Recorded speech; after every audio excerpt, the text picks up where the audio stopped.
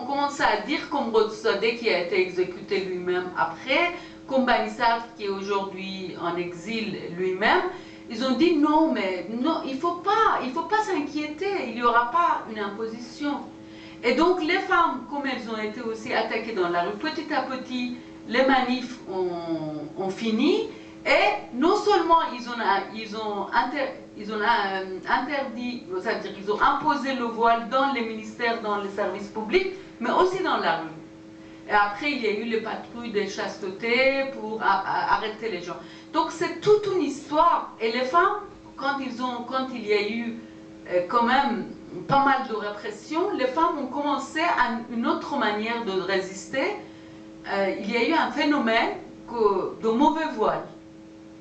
De mauvais voile, bad hijabi.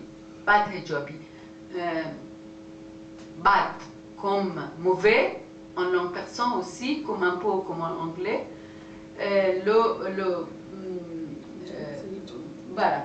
Hijab comme le voile. Bad hijabi, c'est les femmes qui portent le voile de manière incorrecte. Et les femmes ont commencé à porter le voile de manière incorrecte, de laisser les cheveux sortir. Il y a eu des guerres dans les rues avec les agents de l'ordre.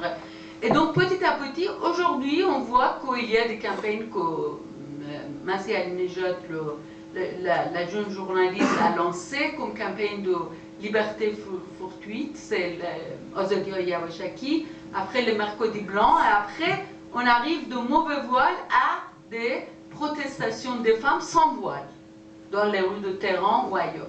Donc tout ce processus, je l'explique à partir de l'image de Beauvoir, à la fois au sein du mouvement des femmes, mais aussi à partir des blogs des jeunes, où les jeunes parlent de leur vie, de leur amour et de leur... Voilà, dans l'ensemble, il y a ce que je pourrais conclure pour laisser la parole aussi à mon ami, c'est de dire qu'aujourd'hui, contrairement à notre génération, qu'on soit clair, quand je dis la jeunesse de ma génération, c'est une jeunesse qui était intéressée par rapport aux livres, qui était intéressée par rapport aux idées politiques, qui était beaucoup plus de gauche et de l'opposition non islamiste. Mais quand même, pour nous, la liberté individuelle n'était pas très chère. En fait, l'individualité libre et autonome, ça ne nous intéressait pas. On était beaucoup plus dévoués au collectif et on pensait que, on pourrait dire que les idéaux démocratiques, on l'avait pas. On avait un penchant pour la justice sociale, on avait un penchant contre la censure, mais être individuellement libre n'était pas notre affaire. Et ça, vraiment, c'est ça aussi qui a fait qu'on n'a pas compris le danger de l'islamisme. On n'a pas compris quand on vient vous dire comment vous habillez, comment vous faites et tout. C'est un danger, c'est pas seulement une question personnelle, c'est une question politique par excellence. C'est une question de... Alors que dans notre pays, on a eu depuis avant à la fin du 19e ou dans le 19e siècle, on a eu des femmes comme Tohare Goratolain, la grande poétesse Babi qui s'était dévoilée. On a eu au début du siècle, dans la révolution constitutionnelle, des femmes comme la mère de Simin Behbahani, par exemple, qui était dans les groupes de femmes, la mère de Farrokh Ruparsa, qui était devenue après la ministre de l'Éducation nationale qui a été exécutée. Il y a eu plein de femmes qui s'étaient dévoilées avant qu'il y ait l'initiative de l'ESHA pour le dévoilement. Parce que parfois, les gens disent oui, il a imposé à tout le monde. Non, avant que lui, il déclare cela, il y a eu des mouvements de femmes qui avaient décidé eux-mêmes de le faire.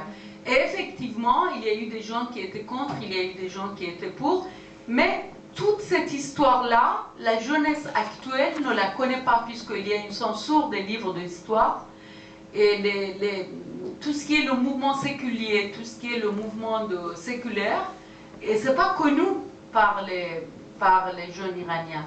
Mais quand même, à partir des blogs des jeunes, je démontre comment les jeunes actuellement sont épris de la liberté, prises les jeunes femmes, les jeunes hommes, par la liberté individuelle. Leur individualité leur compte beaucoup pour eux. Et c'est pourquoi d'ailleurs l'image de Beauvoir est très importante, puisque de Beauvoir, dans sa pensée, dans sa manière de vivre, était une personne qui défendait farouchement la liberté et l'individualité libre.